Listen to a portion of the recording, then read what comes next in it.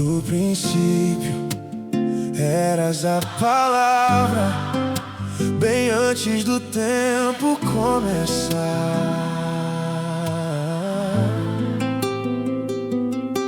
No vazio, tua voz ecoava, e tudo veio a existir ao teu falar. E quando o homem caiu no jardim e tua ordem desobedeceu, tua promessa ali nasceu. Da semente da mulher, um que pisaria a serpente, já apontava pra quem tu és, ó Deus. Foste o cordeiro imolado, o sangue nos umbrais, a rocha viva no deserto, a fonte que purifica de todo mal. O sacrifício perfeito, o sacerdócio eterno e real, o fogo que nunca se apaga, a presença que não falha jamais. Os profetas anunciaram, os céus testemunharam, toda a criação apontou pra ti, o Cordeiro, que é digno de abrir o selo. De Gênesis ao Apocalipse, teu nome está escrito lá. Tu és o centro de tudo, toda a glória pertence a ti.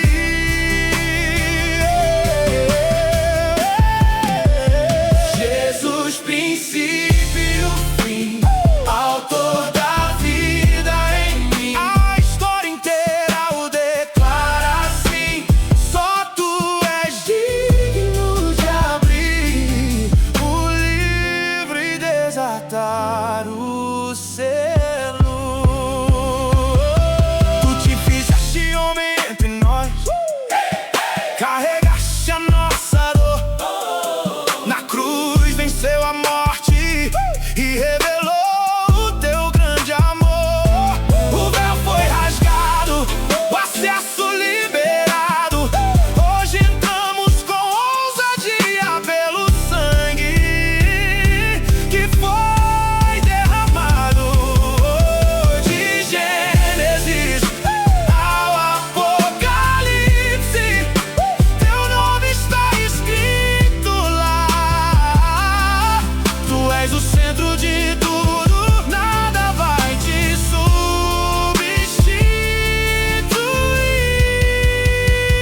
Jesus, princípio e o fim, autor da vida em mim. A história inteira o declara assim: só tu és digno de abrir o livro e desatar o selo. Tu te fizeste homem por nós, carregaste a nossa dor, na cruz venceste a morte, revelou o teu amor. O véu foi rasgado, o acesso ao Pai liberado, hoje eu entro com ousadia por teu sangue que foi derramado. No Santo dos Santos é onde eu encontro o Cordeiro que é santo e que por mim se entregou. Posso então adorar.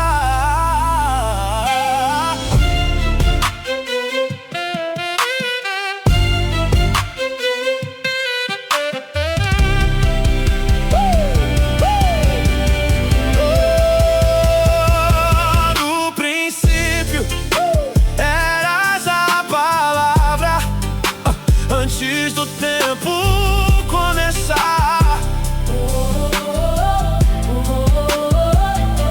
No vazio, tua voz ecoava, e tudo veio a existir ao teu falar. E quando o homem caiu no jardim e tua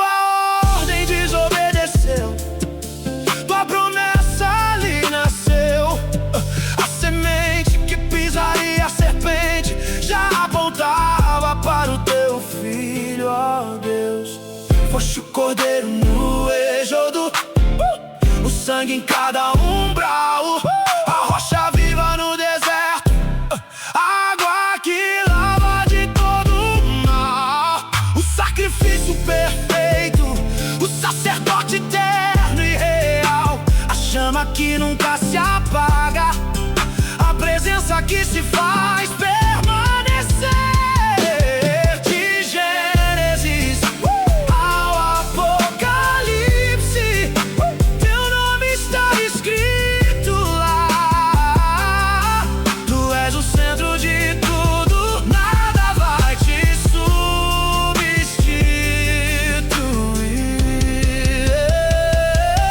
De Gênesis ao Apocalipse, teu nome está escrito lá.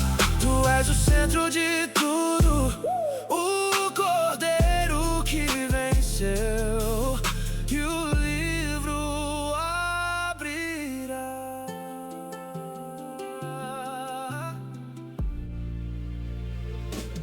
Frente e trazemos um abraço da Igreja Presbiteriana de Cesita. Essa igreja que ontem teve o prazer de receber muitos irmãos aqui dessa igreja lá no treinamento, aquele momento que foi tão importante para o nosso crescimento também, né? Irmãos, eu quero compartilhar uma palavra com vocês nessa noite em que nós estamos comemorando o aniversário da IPRV, uma palavra sobre igreja. Eu quero te convidar a abrir a sua Bíblia então, na primeira carta de Pedro, no capítulo 2, do versículo 4 ao versículo 8. Apenas esses 4 versículos em que nós vamos entender um pouco que o apóstolo Pedro nos fala sobre a igreja. Primeira carta do apóstolo Pedro, capítulo de número 2, versículo 4 ao versículo 8.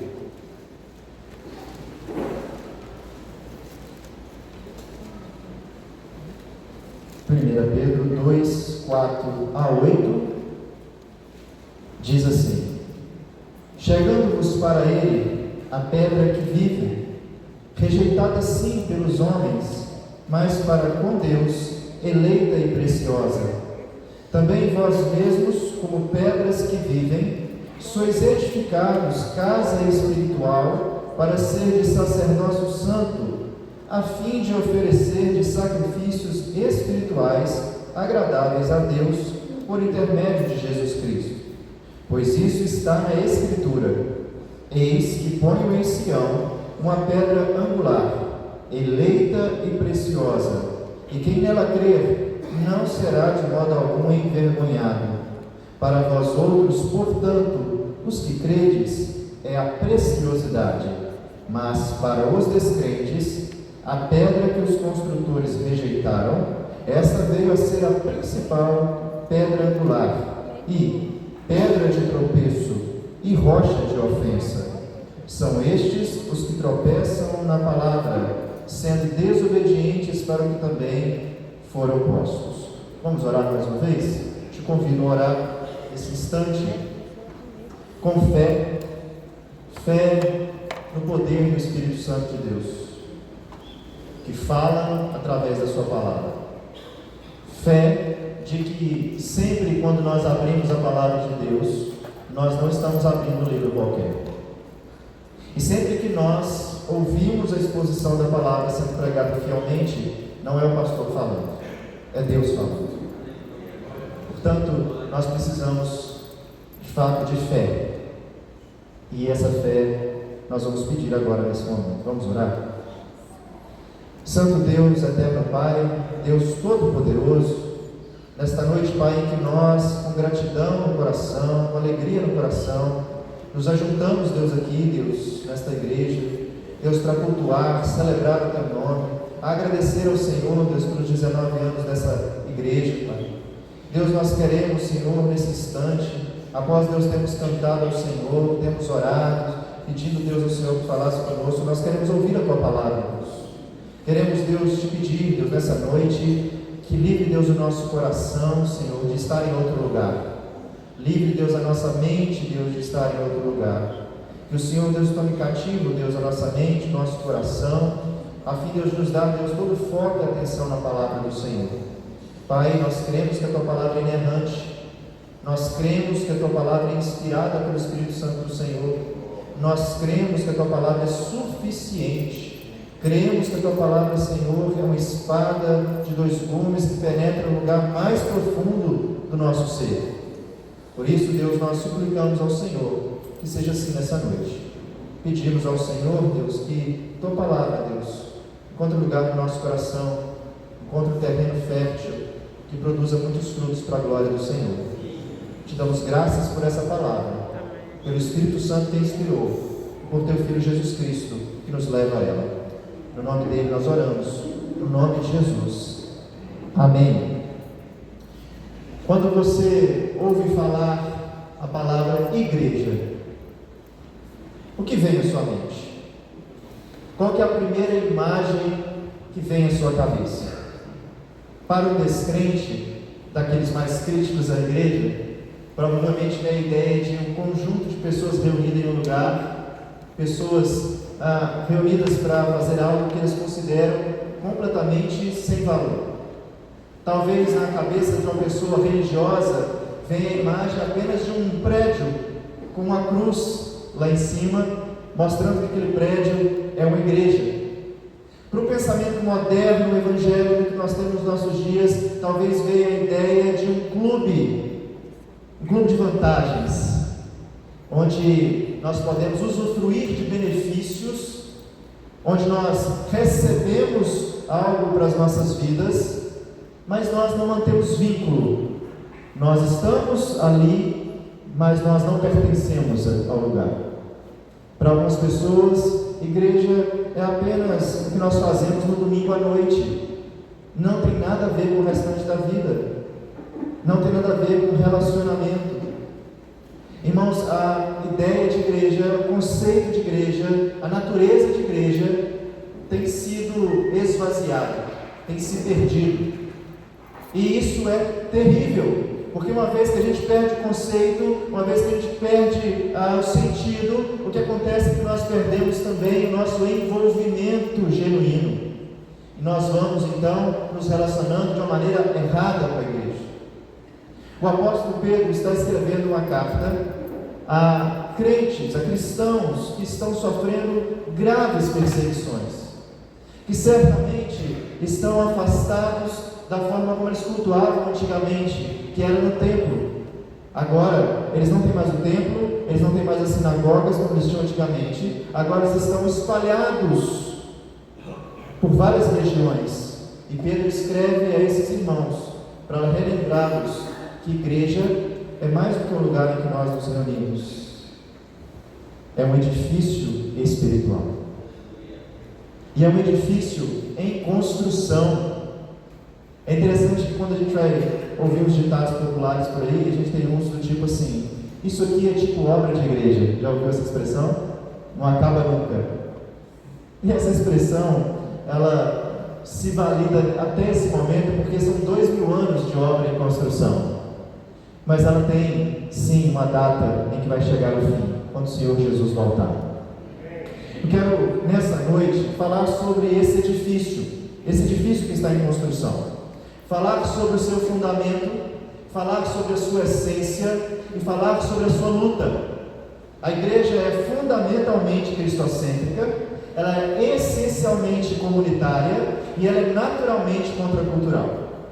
Ela é fundamentalmente cristocêntrica, essencialmente comunitária e naturalmente contracultural. Tudo com ente no final para você lembrar. O apóstolo Pedro, então, irmãos, usa esse tempo dessa carta para poder relembrar esses irmãos essas verdades a respeito da igreja do Senhor, para aqueles dias, mas para os nossos dias também, para nós nos lembrarmos qual é o fundamento da igreja, qual é a essência natural da igreja e qual é a luta da igreja. No versículo 4 e 5, o apóstolo Pedro nos fala sobre a igreja ser fundamentalmente cristocêntrica. Veja o versículo 4. Ele diz assim: chegando-vos para ele, a pedra que vive, rejeitada sim pelos homens, mas para com Deus, eleita e preciosa. Também vós mesmos, como pedras que vivem, sois edificados casa espiritual para ser sacerdócio santo, a fim de oferecer de sacrifícios espirituais agradáveis a Deus por intermédio de Jesus Cristo.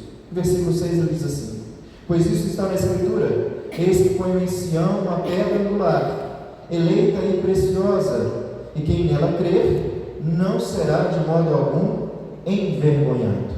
Se você conhece os evangelhos, Mateus, Marcos, Lucas e João, você vai se lembrar que o Senhor Jesus Cristo, algumas vezes, ele se comparou a algumas coisas. Ele usou elementos físicos e do cotidiano para poder falar de verdades espirituais. Por exemplo, o Senhor Jesus Cristo disse que Ele é o pão da vida. Ele disse que Ele é a porta das ovelhas. Ele disse que Ele é a videira verdadeira. Evidentemente, o Senhor Jesus Cristo não estava dizendo com isso literalmente que Ele era um pão, que Ele era uma porta e que Ele era uma videira, mas Ele estava falando de um conceito espiritual através de uma ilustração material. O apóstolo Pedro se apropria dessa mesma ideia aqui para falar agora do Senhor Jesus Cristo e apresentar Ele não como pão, não como videira, não como a porta, mas como uma pedra. Pedras, irmãos, fazem parte da história do povo de Deus. Se você se lembrar, Deus mandou os patriarcas construírem os altares feitos de pedras que não poderiam ser cortadas, inclusive. As pedras estão presentes nos memoriais. Você se lembra quando, já que falamos de Josué, quando Josué atravessou o Jordão com todo aquele povo, logo depois da travessia, o que ele ordenou o povo a fazer? Cada tribo deveria pegar uma pedra e colocar lá no meio do Jordão, para que quando os filhos dos seus filhos passassem ali e perguntassem: que montão de pedra é esse? Eles diriam: nesse dia o Senhor abriu o Jordão e nós passamos a pés secos. 2 Samuel nos fala sobre um dia em que o povo, 1 Samuel fala de um dia em que o povo de Deus ganhou uma grande batalha de uma maneira improvável, lá no capítulo 7, e diz o versículo 12, que Samuel então erigiu ali uma pedra que ele chamou Ebenezer, e disse: até aqui nos ajudou o Senhor. Pedras fazem parte da construção do templo, que era o lugar de adoração do povo de Deus. Esse mesmo templo que um dia o Senhor Jesus Cristo, diante da grande empolgação dos discípulos diante daquele templo, disse: destrua esse templo e eu reconstruo em 3 dias. Os discípulos diziam: que grandes pedras. O Senhor Jesus disse: aqui está a pedra viva. Quando o Senhor Jesus veio a pedra definitiva, veio a pedra fundamental. Essa pedra que é a pedra que sustenta a igreja, essa pedra que é a pedra que faz com que a igreja permaneça através dos séculos, dos anos, como no caso dessa igreja aqui, 19 anos. Mas é interessante, irmãos, que a pedra, essa pedra, que é a pedra fundamental, que é a pedra definitiva, que é a pedra viva, quando ela veio, diz o texto para nós, que se cumpriu a profecia de Isaías, ela foi rejeitada. Ela foi rejeitada por aqueles que deveriam recebê-la, pelo povo de Deus. Ela foi rejeitada pelos fariseus, ela foi rejeitada pelos doutores da lei, ela foi rejeitada, você se lembra, pelo jovem rico, que preferiu ficar com as suas riquezas do que ficar com essa pedra preciosa. Foi rejeitada pelos seus discípulos, foi rejeitada por aqueles que ele tanto amou e amou até o fim, e continua sendo rejeitada nos nossos dias. Continua sendo rejeitada neste mundo por aqueles que não conhecem o Senhor e olham para o Senhor Jesus Cristo como uma pedra sem valor. Aliás, diz esse texto que Ele é uma pedra no caminho, e estão há mais de 2000 anos tentando removê-la, mas para a glória de Deus ela permanece. Mas é rejeitada também por nós, irmãos, quando nós escolhemos desobedecer ao Senhor. É rejeitada por nós quando nós decidimos viver de acordo com os ditames desse mundo, com o pensamento desse mundo. É rejeitada por nós quando nós precisamos dizer a verdade, mas preferimos dizer a mentira para não perder o emprego. É rejeitada por nós quando nós recebemos uma notícia e fazemos fofoca com essa notícia. É rejeitada por nós quando nós preferimos ficar em casa ao vir cultuar ao Senhor. Essa pedra continua sendo rejeitada. Mas o texto não diz que ela é uma pedra apenas rejeitada, irmãos. Esse texto nos diz também que ela é uma pedra preciosa. Veja, se para alguns ela é rejeitada, por alguns ela é rejeitada, versículo 4 diz: mas para com Deus, eleita e preciosa. É interessante que no reino de Deus, as coisas invertem o valor. Aquilo que para o mundo é ouro, é pedra preciosa, para Deus não tem valor. Aquilo que para Deus é pedra preciosa, é de grande valor, para o mundo não presta.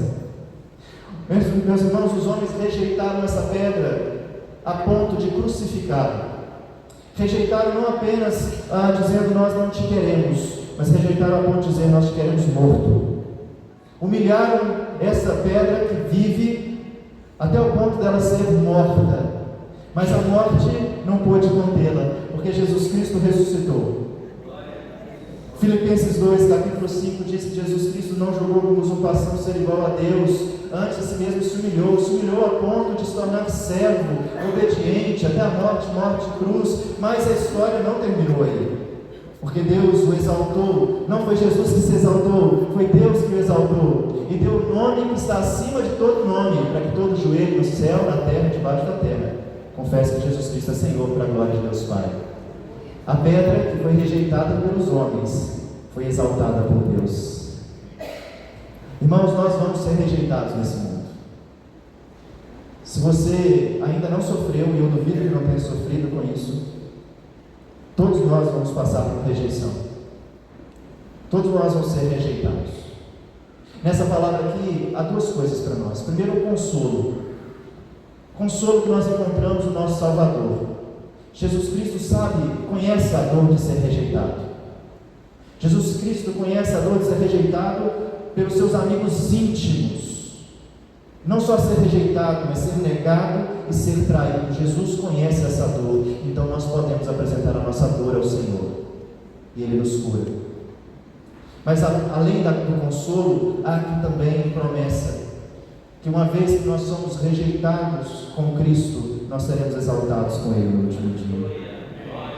Ainda que o mundo todo nos rejeite, irmãos, o que nos importa é sermos exaltados por Deus. Cristo é a pedra, irmãos, que foi rejeitada pelos homens. Cristo é a pedra que foi eleita e preciosa. Cristo é a pedra que é colocada no lugar para sustentar a igreja. O versículo 6 diz isso.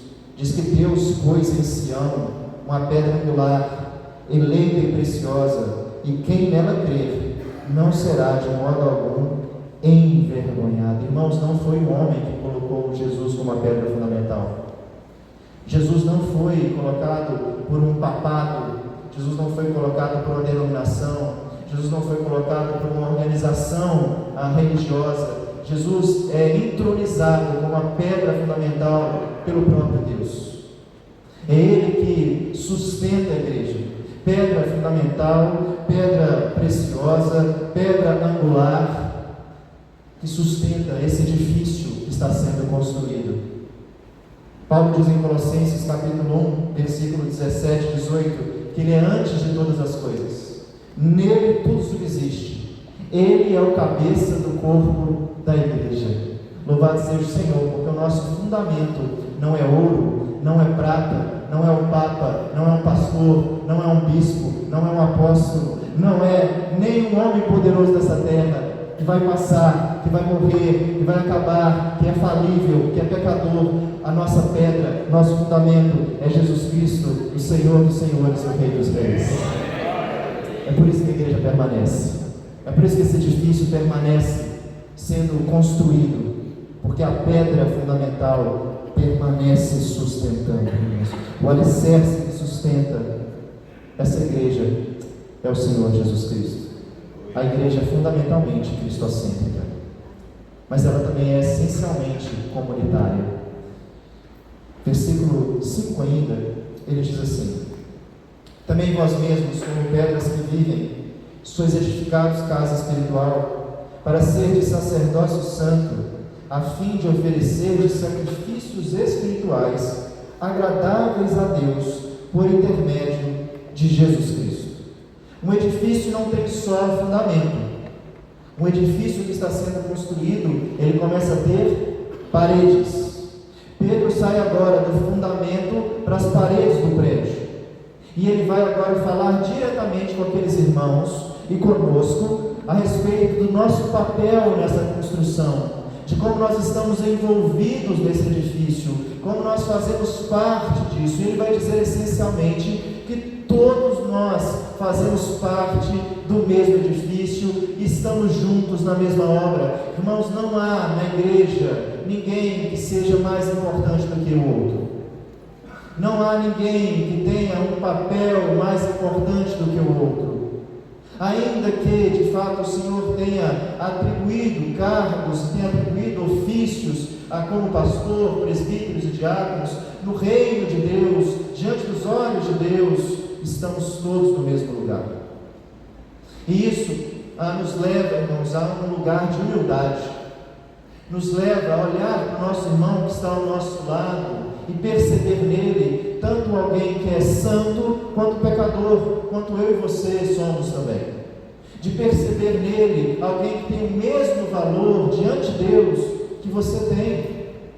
E isso leva a atitudes práticas de um relacionamento mais amoroso na igreja, um relacionamento mais afetuoso, leva a nós sermos mais hospitaleiros, mais dedicados ao serviço e mais compromissados com a obra do Senhor. Entender que nós não estamos isolados, mas fazemos parte do mesmo corpo, de um mesmo prédio, nos ajuda a caminhar juntos.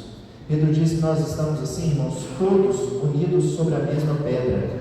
Olha que expressão interessante que ele usa no versículo 4. Ele diz assim: chegando-vos para Ele. Chegando-vos para Ele significa que em algum momento nós não estávamos perto dele. Significa que em algum momento nós estávamos distantes dele. Perceba, a ideia é que nós éramos pedras jogadas no canteiro de obras, que nós estávamos como aquelas pedras perdidas pela rua, que perderam sua função, que estão fora do seu lugar, e que as pessoas passam e não veem valor.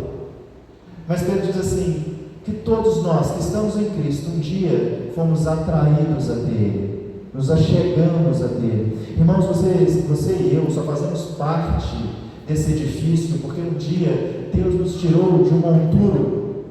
Deus nos tirou de um lugar em que nós estávamos abandonados e disse assim: você vai fazer parte do meu prédio, você vai fazer parte do meu edifício, você é um tijolo precioso para mim.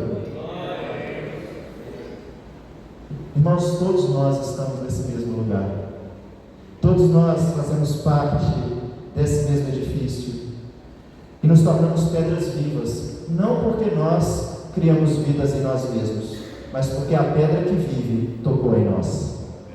O dia que a pedra que vive tocou em nós, nós deixamos de ser pedras mortas e passamos a ser pedras viventes. E nos unimos assim a uma mesma casa espiritual. É isso que ele diz aí no versículo 5, olha, também vós mesmos, como pedras que vivem, sois edificados, casa espiritual. Eu gosto muito do verbo que ele usa aqui, que ele diz, vós sois edificados. Ele não diz, vocês estão edificando. Ele não diz, vocês estão construindo. Ele diz, vocês estão sendo edificados. A voz é passiva. Isso significa, irmãos, que aquele que está construindo, aquele que está edificando, aquele que está mantendo esse prédio de pé, fazendo ele crescer, não somos nós. É o Senhor Jesus, é Deus. Nós somos cooperadores, nós somos trabalhadores, mas o edificador é Cristo. Ele é o fundamento, Ele é o edificador, Ele é o construtor. É Ele que pega pedras e coloca no seu devido lugar. É Ele que nos coloca onde nós vamos servir melhor. É Ele que nos limpa para que a gente possa prestar um serviço que agrade a Ele. Ele é o edificador e juntos nós formamos uma casa, não feita de tijolos, mas feita espiritualmente. É por isso que, esteja você na China ou esteja no Brasil, você continua fazendo parte desse prédio. Você continua fazendo parte desse edifício, porque nós estamos unidos espiritualmente. E por isso, irmãos, é bom a gente lembrar que a igreja não é um projeto pessoal. Infelizmente, nós temos visto isso. Homens e mulheres que têm feito da igreja o seu projeto pessoal, seu projeto de sucesso, seu projeto de enriquecimento, seu projeto de status. Mas não são apenas esses homens, essas mulheres que estão, infelizmente, nos noticiários aí.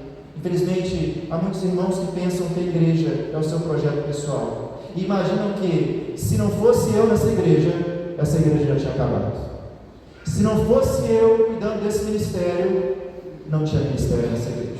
Se não fosse eu, ao longo desses 19 anos aí, fazendo algo nessa igreja, essa igreja não tinha permanecido.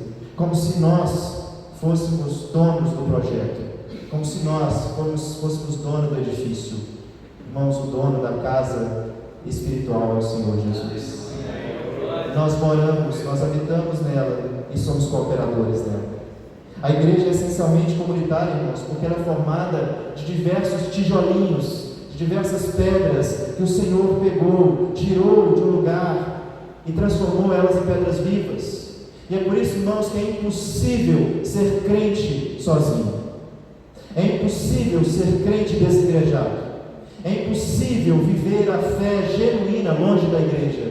Não porque a igreja, o prédio, detém a salvação, mas porque a igreja, o corpo espiritual, é o projeto de Deus para a nossa vida espiritual, para crescer em comunidade. Sem a igreja, você é só uma pedra perdida. Na igreja, você é pedra viva e pedra espiritual. Por isso, reflita em como você tem participado e servido e se envolvido nessa igreja. Reflita sobre como você tem tratado os trabalhos dessa igreja, como você tem cooperado nessa obra. Deus te tirou de um monturo, da lata de lixo, te colocou como uma pedra preciosa no prédio dele, para glorificar o nome dele. Todos nós, irmãos, fazemos parte do mesmo prédio e temos o mesmo ofício. Pedro diz que todos nós agora somos sacerdócio santo, a fim de oferecer sacrifícios espirituais agradáveis a Deus por intermédio de Jesus Cristo. Todos nós fomos chamados agora para servir como sacerdotes. Agora não tem mais essa divisão. Todos nós somos sacerdotes diante de Deus, prestamos culto a Deus e somos chamados para oferecer sacrifícios. Não mais imolar cordeiros, porque o cordeiro definitivo já foi imolado, já morreu na cruz em nosso lugar, já foi feito o sacrifício definitivo. Mas agora os nossos sacrifícios são uma vida de compromisso com o Senhor, um coração entregue a Ele, uma vida em que nós o adoramos em espírito e em verdade, em que nós rejeitamos o pecado e vivemos para a glória de Deus. Você e eu somos sacerdotes, recebemos esse grande privilégio, mas recebemos também a responsabilidade de termos uma vida santa. Irmãos, Deus não nos chamou para viver da mesma maneira que nós vivíamos anteriormente. Deus não nos chamou para fazer parte desse edifício para nós vivermos como vivíamos anteriormente. Nos chamou para uma vida santa. E é esse sacrifício que Paulo fala em Romanos capítulo 12, versículo 1, que é o nosso culto agradável a Deus. Culto que nós prestamos de todo o coração, com toda a nossa vida e com toda a nossa mente. Nós fazemos parte desse edifício, irmãos. Não somos espectadores, não somos jurados, não somos plateia. Somos pedras vivas que adoram e cultuam a Deus juntos, cantamos juntos, oramos juntos, ouvimos a palavra juntos e celebramos o nome do nosso Deus juntos. A igreja é essencialmente comunitária. Não dá para ser crente, não dá para ser igreja sozinho. Eu quero terminar com um último ponto em que Pedro nos mostra a luta dessa igreja. Ele diz no versículo 7 e 8 que a igreja é permanentemente contracultural. Versículo 7 ele diz assim: para vós outros, portanto, os que credes, é a preciosidade, mas para os descrentes, a pedra que os construtores rejeitaram, esta veio a ser a principal pedra angular, e pedra de tropeço, e rocha de ofensa. São estes os que tropeçam na palavra, sendo desobedientes, para o que também foram postos. O Senhor Jesus Cristo advertiu os seus discípulos, mesmo antes de ser levado à cruz, a respeito do sofrimento e da perseguição que viria. Ele disse lá em João capítulo 15, 18 a 20, que se o mundo o perseguiu, esse mundo também perseguiria a eles.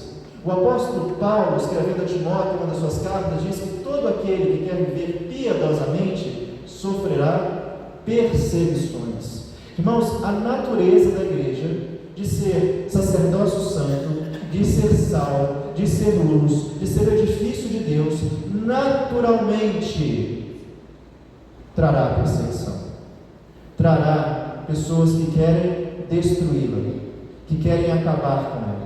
É assim desde Gênesis capítulo 3, desde a queda, onde a semente da serpente vem tentando acabar com a linhagem de Deus.